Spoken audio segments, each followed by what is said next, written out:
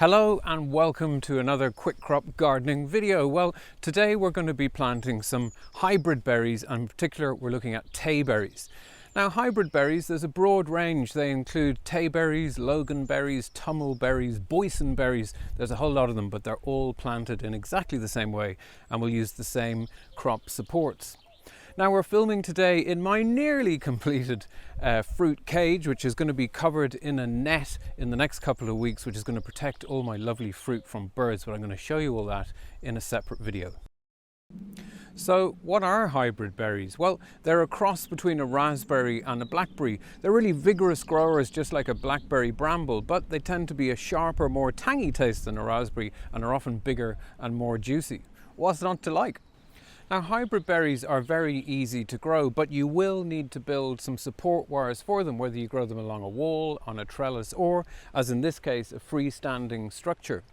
Now, as I said, they're really vigorous growers, so one plant will cover a lot of space. In this case, I've got 4 wires, one at 5, 4, 3, and approximately 2 foot above the ground. If you are building your supports on a freestanding system like I have here, be aware that the wire is going to take a lot of weight, so we need a good sturdy support either end. I've got an 8 foot 3 inch by 3 inch post, and about 2 foot of that is buried in the ground. Now, normally I would have an angled strut here, and that's to stop the tension in the wires from trying to pull the post over. You can see an example of that on my raspberry support here in the bed next door, but in this case I don't need to, because I've fixed the top of my support to my fruit cage structure, so that's doing the job for me.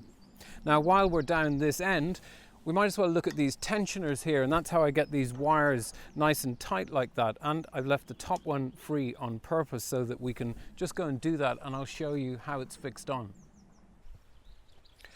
What I've done here is I've got a hook that I've screwed into the post here, and then I'm using these tensioners here to get the wire taut.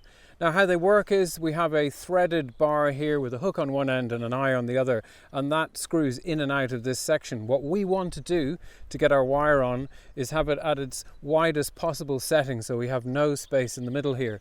And then I'm just going to put it onto the hook, and then I'm going to take my wire, which I've cut to more or less the right size, and I'm going to thread it through and just put a kink on it here. I hope you can see that, and that's just showing me where to make my little eye piece. And I'm going to take it off again then, and then I'm just going to make an eye with the pliers. Now, this is galvanized wire, so it's actually quite difficult to bend, but you do need a strong wire for a support. So I find the best thing to do is just get your loop like that, hold it with a pair of pliers, and then we're just twisting. When I say just twisting, it's not very easy, but we're just twisting the wire around the end like that. I hope you can see that on the camera. Now, and then that's made our nice loop at the end. That's not going to come off, and then I'm just going to cut off this excess at the end. We can see that I've put my wire onto the end of the tensioner here, and basically all I do is I twist the tensioner towards me, and essentially that's making this unit shorter, and we can get the wire really, really tight doing that. So now let's get down to planting. Now, the planting distances, they're going to look enormous until you see just how much growth these plants can put on. Now, I've got a Loganberry here and a Tayberry, and I'm going to be placing them 8 foot apart, so you can see we've got quite a broad distance there. Now, you can also see that I've prepared and manured the entire bed rather than just the small area around the root of the plants, and that's because I want the roots of the plants to explore a large area and build a really big root system to take in plenty of nutrients, grow plenty of growth, and then also lots of juicy berries. Depending on what time of year you're going to put your berries in, they're either going to be a bare root plant like this, so we've got the stem and we have the root here, there's no compost around the root, or it's going to be one grown in a pot. Bare root plants really need to go in when the plant is dormant, that's in the winter, so we want to get them in the ground, I suppose, by the end of March. Now, it's actually quite late in the season now, but I'm just using up some plants we had in the nursery. I can see that this one is still alive because I can see some shoots coming up just above the root here, so that's going to be fine to put in. In general, I think you're better off using bare root plants, and the reason for that is pot-grown plants, if they've been sitting too long in the nursery, the roots tend to spiral around the inside of the pot, and they can continue that habit when you plant them out. And of course, as we've said, we want our roots to spread out and cover a really wide distance. To prepare your bed before planting, remove any weeds, and especially any deep root perennial weeds like these fine thistles that I pulled out earlier. And as I've said, I've covered the whole bed in a well-rotted manure.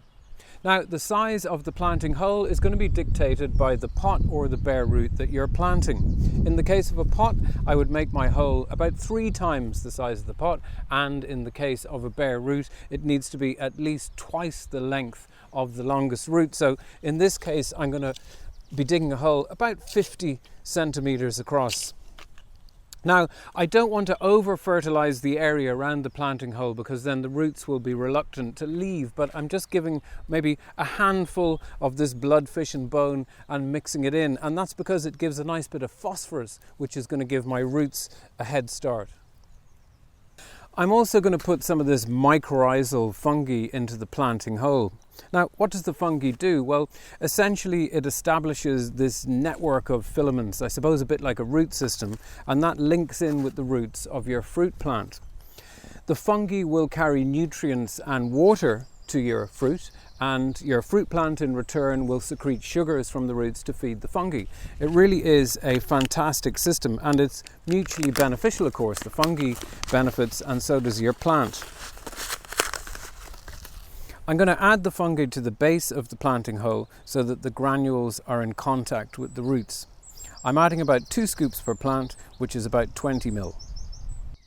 When you're planting out bare root plants, it's a good idea to soak them in a bucket of water like this, preferably overnight, and only remove them from the water right when you're ready to plant. We don't want to leave them out in the wind or the sun because it's very important that the roots don't dry out. Now, this lovely healthy looking Tayberry plant, I only potted up about 2 weeks ago, so there's no way that it's got pot bound by now, so this is the one we're going to use today. So before we plant, I'm just putting in a little bit of the planting mixture there with our blood, fish and bone into the bottom of the hole, and then we're just going to ease our plant out of the compost gently. And we see we've got a good bit of a root system there. We've got some nice long roots there. So you see what I mean about having a planting hole big enough just to accommodate that. So as regards planting depth, the plant should be at the same level it was in the first place. So our old soil mark is just above the roots here. Now I'm just adding soil slowly and firming it in around the roots. I'm just trying to squeeze out any large air spaces because we want a good seal between the soil and the roots, and that allows the plant to take up water and recover as quickly as possible. Now we also have a pot-grown specimen here, so we might as well go through that while we're here just to show you that. So this one is actually a straggler from last year, and I potted it up, I suppose, last summer. And we can already see here that the roots are starting to spiral around the pot and take on the shape of the pot. So I'm just gently, obviously I'm breaking a few by mistake, but I'm just gently teasing out these roots from this pot shape and just opening them out away from the plant. As we've said, what we're always looking for is to try and get these roots to grow out into the widest area possible. Now, perfect. So, as before, we just want to plant what was the top of the compost there at the same height as the finished soil height, and again we're just pushing this compost in around the roots, getting that nice tight seal is what we're looking for. Very nice. Okay, these plants look lovely. Avoid, by the way, just pushing down around the plant like that, because what you can do then is create a bit of a hard pan and actually stop moisture getting in. It's all about pushing the soil in around the plant. Now they're looking great. I know these plants are just going to rocket away. And then, of course, very importantly, we have watering. Now, plenty of water on a dry day like this, and then afterwards do make sure that the area around the plant is kept moist while it's getting established. Now we get to what looks complicated but is actually a very simple way of training our fruit. Firstly, we can see that our Tayberry plant is in the middle of our support, and I'm just using this blue rope here to try and signify what the first year's growth is going to look like, where it's going to go. Now, you've probably also noticed that one side of our frame is completely covered and the other side is completely bare. But why is that? Well, the reason is that our Tayberry, or any of the hybrid berry plants, is going to produce its fruit on 2-year-old wood.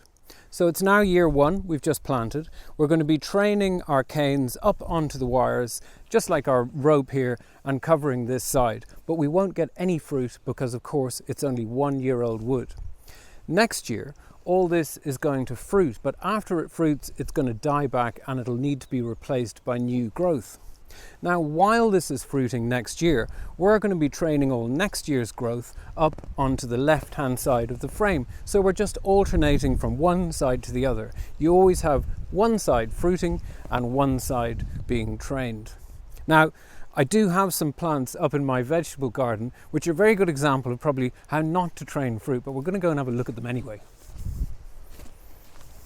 Well, this mess, I suppose we're going to have to call it, is the result of letting your canes just grow willy-nilly all over the ground, completely ignoring them, and then tying them up in the winter. Now, it does look messy, as I said, but it's still going to give me a fantastic yield of fruit. I just thought it was worth showing it to you so that you can see that all this is an example of just 1 year's growth.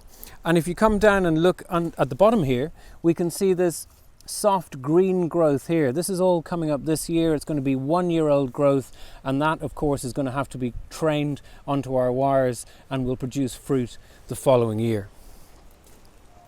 Well, that's it. I hope you've enjoyed our hybrid berry video. Remember that everything you see, as usual, apart from me, it's all available on our websites, quickcrop.ie and quickcrop.co.uk, along with everything else you need for your very own fruit and vegetable growing adventure. I look forward to seeing you again in the Quickcrop garden next time.